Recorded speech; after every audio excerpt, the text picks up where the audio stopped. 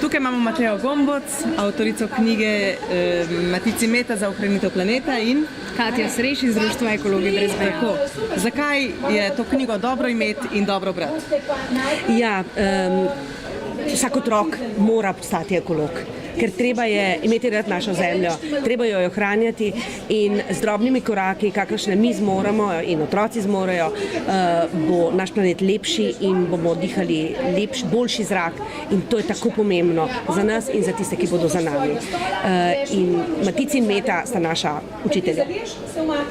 Tako, zato je pa tudi pomembno, da knjigo preberejo tudi odrasli, ker je taka biblija odgovornega ravnanja za okolje in otroci bodo zagotovo tudi prenesli naprej te dobre ideje in prakse na svoje starše, prijatelje, da bomo vsi Slovenci postali ekofrajerji. Tako, in pravzaprav preberejo, prebirajo in postanejo res, ne? To, da živijo res, ker potem bo naša Slovenija še lepša, kot je. Tako. Hvala.